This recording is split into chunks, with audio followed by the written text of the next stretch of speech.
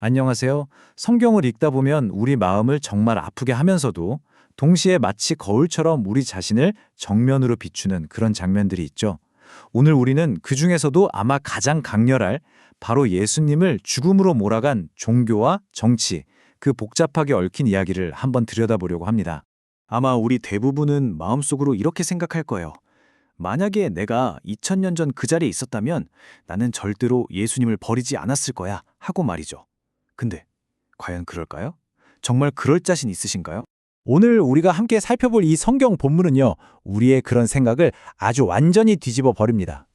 예수님을 십자가에 못 박은 사람들이 뭐 엄청나게 특별하고 악랄한 사람들이 아니라 오히려 지금의 우리와 너무나도 닮아 있다는 좀 충격적인 사실을 보여주거든요. 자, 그럼 그 속으로 한번 들어가 보시죠.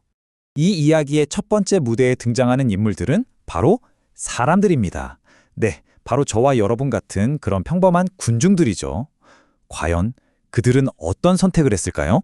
당시 총독이었던 빌라도는 유월절이라는 큰 명절의 관습에 따라서 죄수 한 명을 풀어줘야 했어요.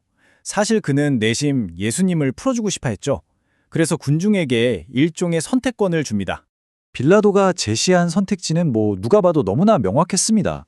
한쪽에는 아무 죄도 없으신 예수님이 서 계셨고, 다른 한쪽에는 폭력과 반란으로 사회를 무너뜨리던 강도 바라바가 서 있었죠. 이건 뭐랄까 거의 빛과 어둠의 대결처럼 보이잖아요? 그런데 군중의 외침은 우리의 모든 예상을 완전히 빗나갑니다. 그들은 정말 한 목소리로 이렇게 소리쳐요. 이 사람이 아니라 바라바를 풀어주시오. 네? 예수님이 아니라 저 살인자를 풀어달라고요? 바로 이 지점에서 우리는 잠시 숨을 고르고 멈춰야 합니다. 왜냐하면 이건 그냥 옛날에 그런 일이 있었구나 하고 넘어갈 이야기가 절대 아니기 때문이에요. 성경은 바로 이 장면을 통해서 우리 자신의 진짜 모습을 비추고 있는 겁니다. 그러니까 핵심은 이거예요. 예수님께서 십자가에 달리셨기 때문에 죄인이었던 바라바가 풀려날 수 있었죠. 성경이 말하는 건 바로 그 바라바가 바로 우리 자신이라는 겁니다. 우리 입으로는 주님을 따른다고 고백하지만 삶의 아주 결정적인 순간에 예수님 대신에 나의 욕심, 나의 편안함을 선택할 때가 얼마나 많습니까? 예수님의 그 의로움 덕분에 풀려난 죄인, 그게 바로 우리라는 거죠. 자, 이제 두 번째 그룹으로 한번 넘어가 보죠. 바로 당시의 종교 지도자들입니다. 그들은 과연 어떻게 진리를 거부하게 됐을까요? 참 아이러니한 건요, 이방인 총독이었던 빌라도는 사람들 앞에서 여러 번이나 공개적으로 선언합니다. 나는 이 사람에게서 아무런 죄도 찾지 못했다. 세상의 법정에서조차 예수님은 명백히 무죄였던 거예요. 하지만 하나님의 일법을 누구보다 잘 안다고 자부했던 종교 지도자들은 멈추질 않아요. 오히려 더 목소리를 높여서 외치죠. 십자가에 못 박으시오! 그를 십자가에 못 박으시오! 빌라도가 도대체 이유가 뭐냐고 묻자 그들은 이렇게 대답합니다. 그가 자기를 하나님의 아들이라고 했기 때문이요. 이게 바로 그들이 내세운 공식적인 죄 제목이었습니다. 여기서 정말 소름 돋는 지점이 뭐냐면요. 그들이 예수님을 고발한 그 내용이 사실은 진리 그 자체였다는 겁니다. 예수님은 정말로 하나님의 아들이셨잖아요? 그러니까 그들은 진리를 말한다는 이유로 진리이신 분을 죽이려고 했던 거죠.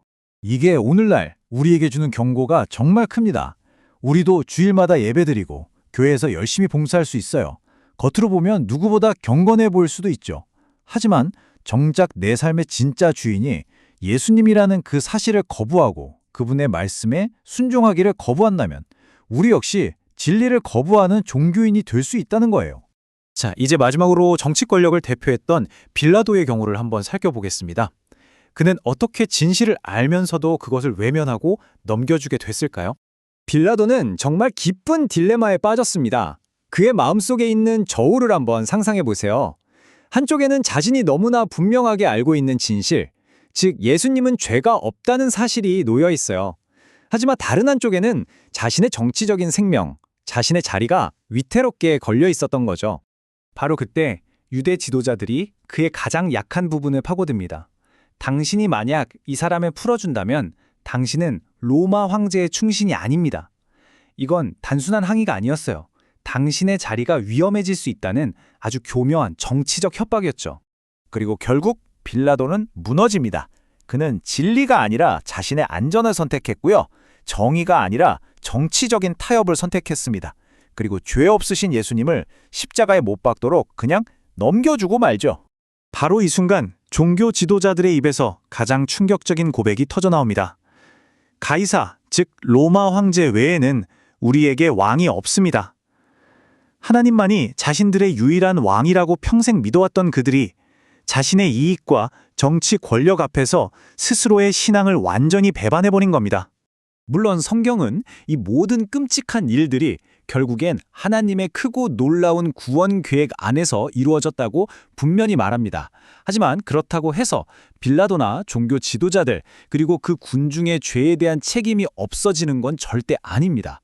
그들은 각자 자신이 한 선택에 대해 온전히 책임져야만 했습니다.